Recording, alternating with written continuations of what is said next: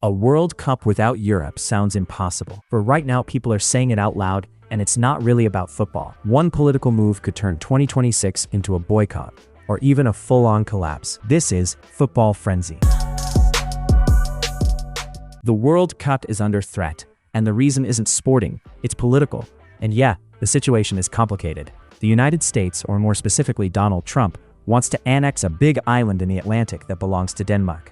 Serious statements have already been made, and the US is actively taking steps to make Greenland part of its territory.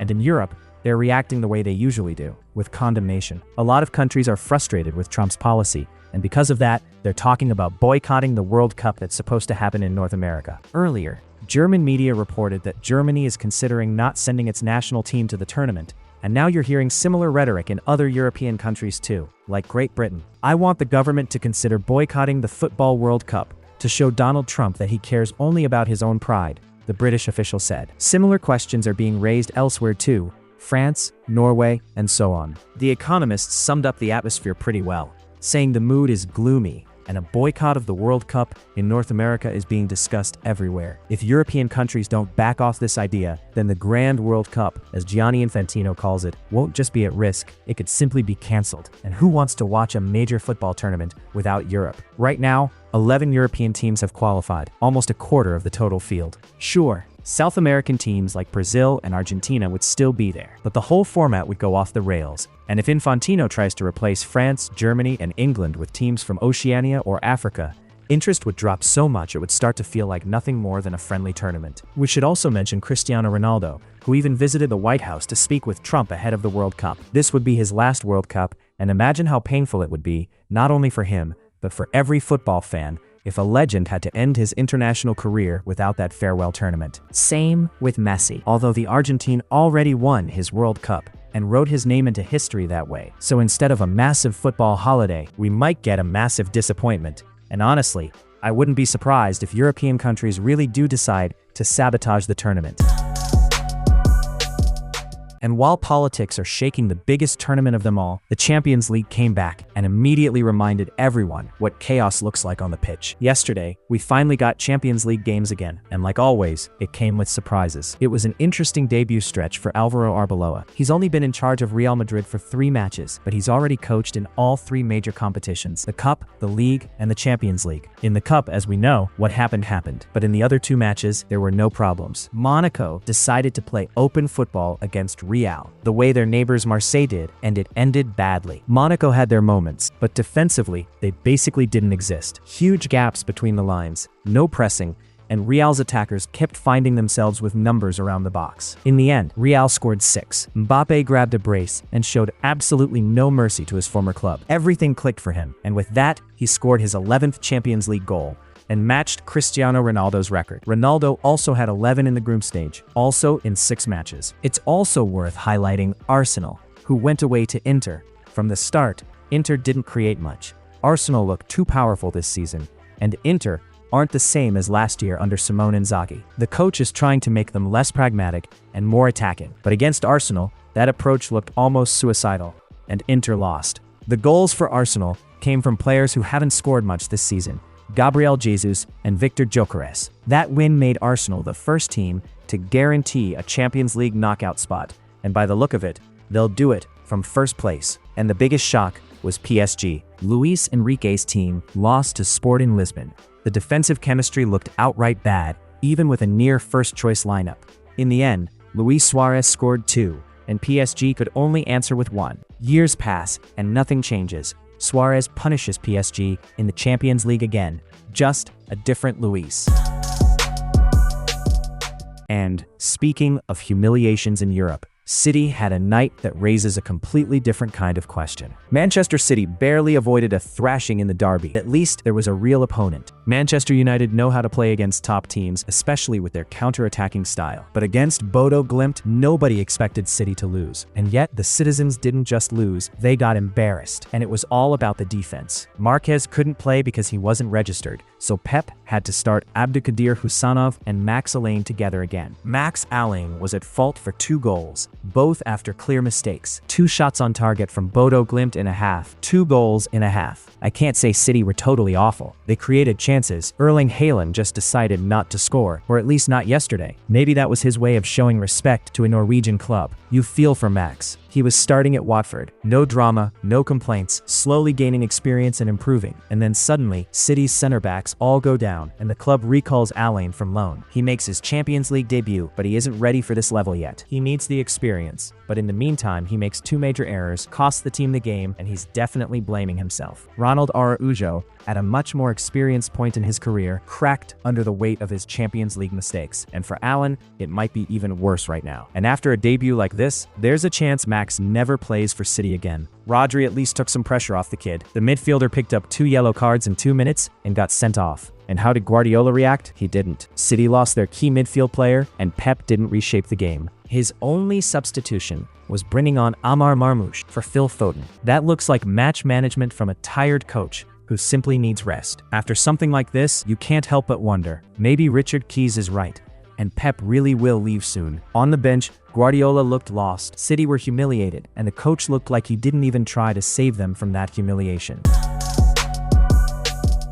And that's exactly why the Guardiola rumors suddenly don't sound like empty talk. Pep Guardiola has been thinking about leaving Manchester City for a long time. That's no secret. Maybe he'd already be gone if not for the crisis the team faced last season. He didn't want to abandon the club in that situation, so he extended his contract when everything was falling apart. Now City feel much better. Sure, they're still inconsistent. Yesterday proved it, and it's mostly because the defending is weak. But with injuries like these, no club handles it easily. Guardiola is brilliant at reteaching players what to do on the ball. But defending, especially one-on-one, isn't something you fix overnight. You need talent and years of work from a young age. And Pep tried to turn wingers and midfielders into fullbacks. Now City are suffering in positional defense, even though you'd think that would be easier to build than attacking play, especially with a proper budget. Even with that weakness and the center-back injuries, City are second in the Premier League, and basically the only real challenger to Arsenal in the title race. So, Pep wouldn't be leaving City in a disaster, even if he walked away right now. But he really is thinking about it, if you believe beIN Sports host Richard Keys. According to him, Guardiola leaving at the end of the season is almost predetermined. Now it's more about whether Pep goes soon or makes it to the end of the campaign. Keys said he received messages from people close to Guardiola hinting at an exit, and he considers the information verified. He also pointed to Pep's strange behavior after the Manchester derby. Guardiola looked completely drained. Normally, he's more emotional even after a bad loss. Either way, Guardiola is already a City legend, and that won't change whether he leaves now or at the end of the season. So why wait if Pep is desperate for a vacation, especially since Enzo Maresca is free and ready to take over his mentor's job? Now, let's shift to the club that lives in transfer chaos even when they swear everything is under control. Barcelona have big plans for the summer window. The club isn't scared off by financial issues, and apparently it's not as bad as it looks. According to a journalist with a very fitting surname, David Bernabeu, Barcelona are only 14 million euros away from getting back to the 1-to-1 rule. The situation was strongly influenced by Frenkie de Jong extending his contract and agreeing to a significant wage cut. The club also got immediate relief with financial fair play, because they were able to spread the amortization of de Jong's transfer over a longer period. On top of that, Barca recently brought in new commercial partners. The timing of Marc-Andre ter Stegen leaving for Girona helped a bit too, although the salary savings won't be huge. In Barcelona, they believe that this summer the club will have enough balance for top-level signings. In midfield, they're already waiting for Bernardo Silva. Yesterday, several sources confirmed the Catalans' interest in the Portuguese midfielder, who's expected to leave Manchester City after this season. Silva is valued for his quality on the ball, plus his versatility and experience. Bernardo has always wanted to play for Barcelona, so even though he'll have more lucrative offers elsewhere, the Blaugrana are confident they can reach an agreement, and Silva won't be a massive burden on the budget. A new striker is a completely different story, and Barca have supposedly decided who they want. According to David Bernabeu, echoed by Ben Jacobs, Julian Alvarez is Barcelona's undisputed priority for this summer. The club's sporting leadership made a strategic decision to do everything possible to sign the Argentine. The top brass have no doubts Alvarez would fit perfectly. He scores, he's versatile, and he matches Barca's philosophy. Alvarez himself reportedly wants the move too, and it turns out Barca have the money for the transfer. Now it's just about ironing out the details. Xavi has long been interested in working in the Premier League, especially at Manchester United. The problem is, ideally, United's bosses want a coach with Premier League experience, and there, Xavi loses out to competitors like Roberto De Zerbi and Oliver Glasner. But for Tottenham, that isn't as critical, and as the report says, Spurs are genuinely considering Xavi as a replacement for Thomas Frank. Tottenham are going through a difficult period, just like Barcelona were when Xavi took over. The Spaniard handled the job well and showed himself as a strong crisis manager. He knows how to work with limitations, has the pragmatism needed for the Premier League, and he has a track record with young players. It's a great option for Spurs if they want to coach for years, not for a season and a half. Spurs are also looking at another Spanish coach. According to The Independent, Tottenham dream of landing Xabi Alonso. It's easy to see why. Alonso knows English football. Even if it was as a player, he quickly lifted Bayer when he took over Leverkusen and installed a recognizable style. Alonso developed the players he had, and even when Leverkusen didn't have the resources to compete with Bayern at first, he took them to a level where they could take the title from the Giants. Even at Tottenham, he could build a team that fights for medals. Although if I were Alonso, I'd wait, because a vacancy at Liverpool might open up. 1. It's Alonso's former club. 2. It's easier to achieve serious success with Liverpool's squad. And 3.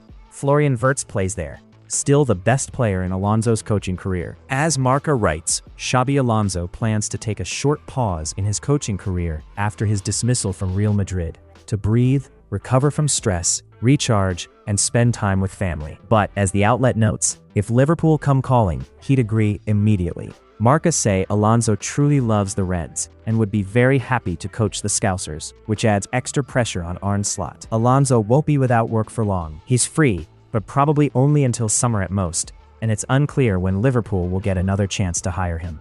Worst of all for Slot, Alonso, through his circle and through Marca, has basically signaled he's ready to take the Liverpool job, sending a very clear message. You almost feel sorry for Slot. He's already in a tough spot, and Alonso being available only makes it harder. And while managers get linked to everything that moves, Arsenal are quietly making decisions that hit players directly.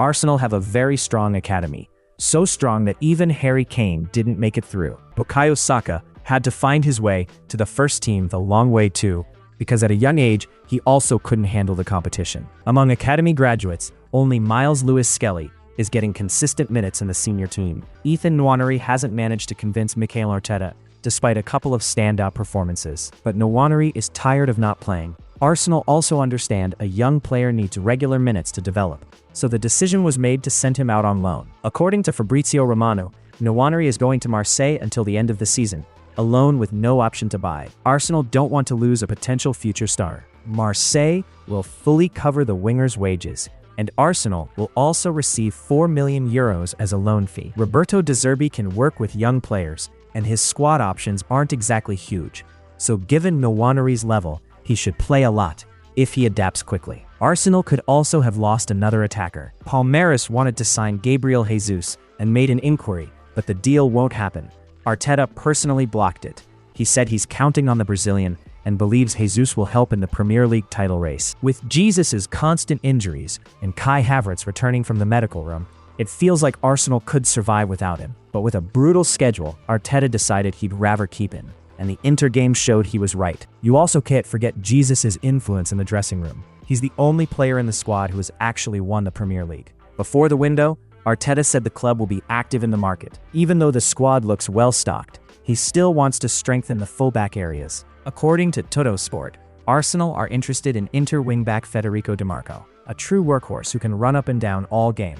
No surprise he has 4 goals and 5 assists this season. Di Marco would cost at least €50 million, but that price tag likely won't scare Arsenal, especially if the player is really worth it. And since we're talking about Arsenal, there's also a reason to mention Victor Gyökeres, who scored an incredible goal yesterday, but we'll get to that a bit later. You probably remember the story about how to make a move to Arsenal possible, he supposedly had to split up with his girlfriend. The Swedish machine was parked for a while, but now it's started up again. Gyökeres is now dating Jessica Bickling, a fitness coach with quads so powerful. Now to a club that looks like it's living in a permanent sell and survive mode, and it's catching up with them. Crystal Palace are falling apart. It probably started back in Oliver Glasner's first season, when Michael Olise left. Then they sold Eberechi Eze. Now they've let Mark Guehi go. In the summer, Adam Wharton is expected to leave as well, along with the head coach. And maybe Glasner leaves even earlier. As we know, he has a conflict with the board tied to the Gehi transfer. So Palace already need to think about Glasner's successor, and that could be another Premier League coach, Bournemouth's Andoni Iraola. In their modern history, Bournemouth have never been considered an English giant. It was hard even to call them a solid mid-table club, but under the Spanish coach, they made huge progress. Last season, Bournemouth set a club record for points in the Premier League and finished 9th. It was only Iraola's second season, and people admired his work. Even this season, Bournemouth managed to sit in the elite spots for a while, but the summer window hit them hard. Leaders left the club, and it damaged their defense. Then in winter, they finished them off by selling their main attacking force, Antoine Semenyo. In short, it became very hard for the Cherries to collect points, and now they're down in 15th. Still, everyone sees Iraola's impact, and he could end up at Crystal Palace next summer. But honestly, Palace's situation is similar to Bournemouth's. Maybe the budget is bigger and the status is higher, but they still sell their leaders all the same. And speaking of sales, Palace's best striker is Jean-Philippe Mateta with 8 Premier League goals. Other, richer clubs want him too. According to David Ornstein, Aston Villa are interested. Villa basically have only one real striker right now, Ollie Watkins, and his form has been inconsistent. He started the season poorly, and it turned out Villa didn't have enough goals, so they started looking for a new forward. And it makes you ask, isn't Palace tired of selling their best players every window? They had a chance to establish themselves high in the Premier League with a quality coach and a good squad, but they threw it away. Soon there'll be no coach and no squad. And while some clubs are collapsing, United are still trying to decide who's even steering the ship next. Manchester United are looking for a new permanent head coach. Michael Carrick's debut was impressive. The team confidently beat their neighbors and played cohesive, stylish football. If results like that continue, it would be logical to consider Carrick for the job next season, especially since his coaching resume already includes big wins and attractive football. However, neither Carrick nor the club's leadership are considering that option for now. United are actively monitoring the market, and plenty of names are coming up. In the English media, there's a growing belief that the bosses see Roberto De Zerbi as the ideal candidate. Interestingly, De Zerbi was on United's radar almost 2 years ago, but the club made the controversial decision to keep Ten Hag. Now De Zerbi is being discussed again as one of the main contenders. At the moment, he's working at Marseille and delivering serious results. Last season, the team finished second and qualified for the Champions League. And in Europe, Marseille have a strong chance to reach the knockouts, something the club from southern France haven't done in more than a decade, almost 15 years. In Manchester, they believe De Zerbi can put United on a stable conveyor belt of results, but there are doubts about how long that kind of partnership would last. De Zerbi is emotional and dogmatic. He's used to deciding the direction of his teams by himself, so it's easy to imagine him getting irritated by the specifics of management at United. That could lead to conflicts with the board, after which United might follow their familiar scenario, terminate the contract, and pay a big compensation. De Zerbi, asked about a potential move to Manchester, said he's comfortable at his current club, and it's too early to talk about the future. And what else could the current Marseille coach say? He has a crucial Champions League game against Liverpool coming up. Now is definitely not the moment to talk about coaching rotations and future jobs. The United coaching saga will most likely stretch until summer, and there will be plenty more names linked to the position.